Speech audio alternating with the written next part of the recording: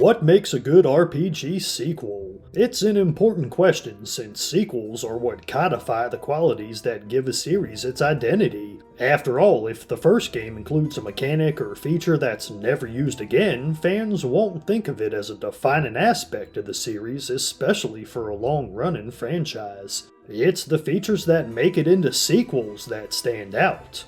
As a result, any first sequel to an RPG warrants extra scrutiny, and Octopath Traveler 2's recent release gives us a great example to look at. I chose it because it features the same 8 starting jobs as the first game. To me, when playing the demo, that seemed crazy.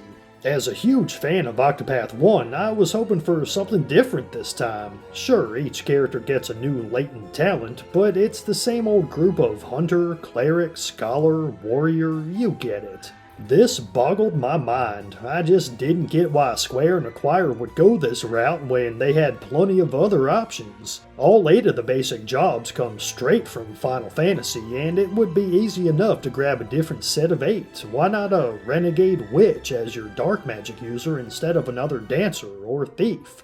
At the very least, they could mix it up a little. Jobs in Octopath already aren't very specialized, most can fill multiple roles on a team. It's not like you need the standard mage, healer, and bruiser. It ain't that kind of game. Octopath's all about combining your different skills, items, and abilities in creative ways, so having a whole new toy box of jobs to play with sounds like a dream come true.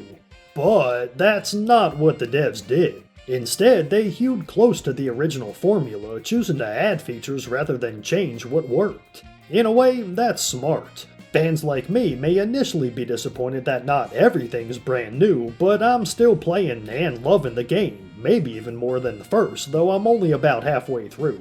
On the other hand, no one can say they prefer the jobs in the first game, so nothing here should turn off existing fans.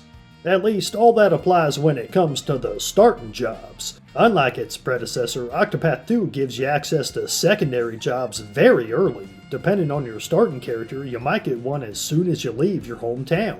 What's more, some of these are brand new. I'm not sure how many there are yet, but it was cool that I happened to pick what I thought would be the same old boring thief, and ended up getting a badass secondary job almost immediately, giving me way more options in combat, and it's one that wasn't in the last game.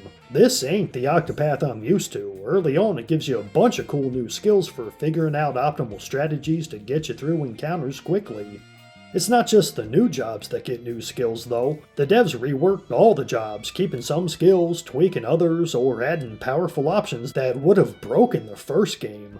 One character's latent ability, which are abilities that work like a limit break or overlimit, lets you take 2 turns in a row. Another instantly fills your BP, and if you're familiar with Octopath 1, you'll know how OP that is. It's like the devs took all the crazy ideas my nerd buddies and I would have come up with and actually put them in the game. That's awesome. Mechanically speaking, Octopath 2 is a sort of remix of the first game. That's what I'd call it, a remix sequel, as opposed to one that shakes up its gameplay more foundationally while following the same story or similar themes. Both approaches can work, though it's really more of a spectrum. Saga, for example, started with the Game Boy games, each of which remixed the series' unusual formula where classes grow and fight in unique ways. But when it came time for the SNES, instead of solidifying Saga as a series about unique class systems, Square threw that out in favor of Romancing Saga's Generation system, featuring its own new quirks. And for the PS1, they again tried a different formula with Saga Frontier. Nowadays, Saga's become a series all about exploration, non-linear quests, and generally unconventional JRPG gameplay.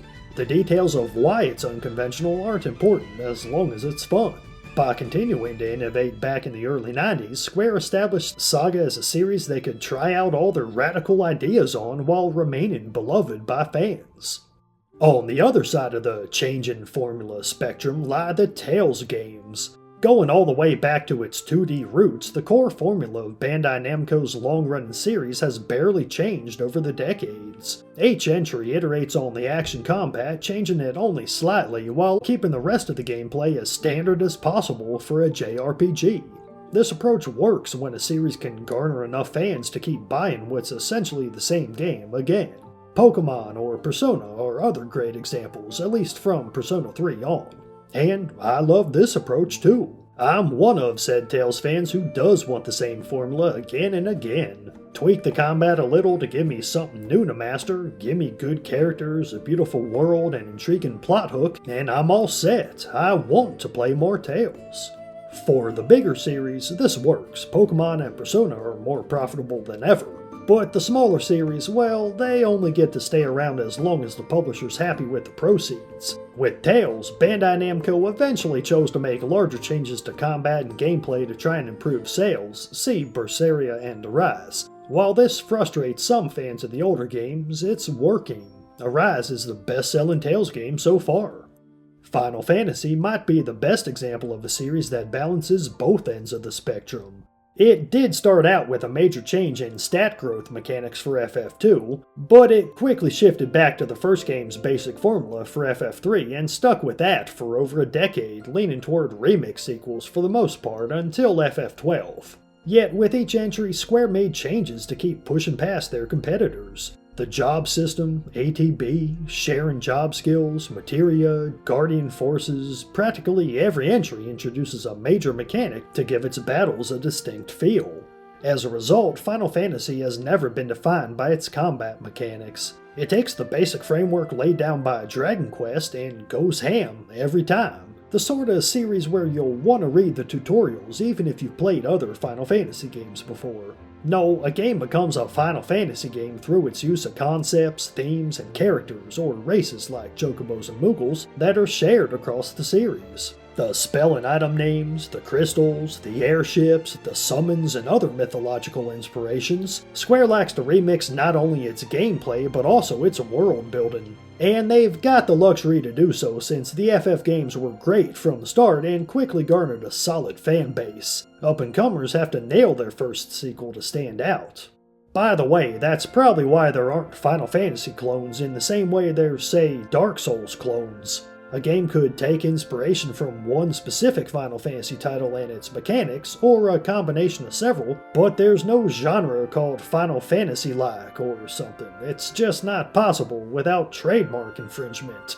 On the other hand, Final Fantasy II's innovative stat mechanics did spawn the entire Saga series, each game riffing and expanding on FF2's infinitely imitable ideas. Heck, I wish more devs would give that a shot. So, when it comes to a sequel, it's important for both developers and fans to consider how much a series should try to evolve into something new versus deliver what's well known and well appreciated. I think it's worth the risk of dividing your fan base if there's a good idea at the heart of it. Sometimes you get Chrono Cross, and sometimes you get Tales of Symphonia 2. Well, thanks for watching. I've been Leon from RPG Haven. Leave a like for that algorithm, subscribe for lots of RPG retrospectives as well as videos like this, and have a blessed day.